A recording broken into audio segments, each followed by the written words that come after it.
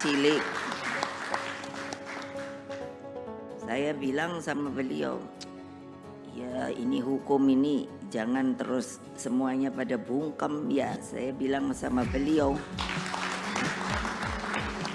ya untuk apa ada aturan hukum kalau semuanya pada diam. Ayo Pak, kita ngomong Pak. Dulu saya rasanya merasa sepi sendiri, karena kalau saya ngomong, nah terus wartawan langsung bully. Nah sekarang ada Pak Mahfud nih, belain saya dah. Dan tentunya apa yang telah dikatakan, kita akan bersama menjadi partai berempat yang akan mengusung Pak Ganjar Pranowo dan Pak Mahfud untuk insya Allah dengan pertolongan dari Allah Subhanahu wa Ta'ala dan rakyat Indonesia, kemungkinan maka kedua beliau dapat dijadikan presiden dan wakil presiden. Ketua Umum PDIP Megawati Soekarnoputri telah menunjuk Menko Polhukam Mahfud MD sebagai bacawa pres dari Ganjar Pranowo untuk maju di Pilpres 2024. Bacawa pres Ganjar diumumkan pada Rabu 18 Oktober 2023 di kantor DPP PDIP Menteng, Jakarta.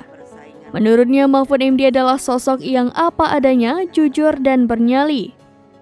Megawati menuturkan Mahfud adalah sosok intelektual yang mumpuni dengan pengetahuan luas di bidang hukum.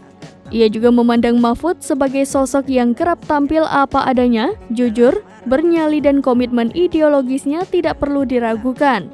Megawati melanjutkan koalisi pendukung Ganjar pun menitip pesan kepada Mahfud untuk melakukan reformasi sistem hukum nasional.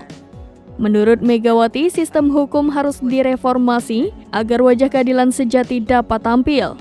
Seperti diketahui, Megawati mengumumkan Mahfud MD sebagai cawapres dari Ganjar Pranowo melalui konferensi pers di kantor DPP PDIP. Karena kok biasanya kan kalau orang itu kerja atau apa suka apa ya, kerenengan itu apa ya, jadi suka nyanyi-nyanyi kecil gitu. Jadi saya tanya sama beliau, Bapak bisa nyanyi apa? Enggak.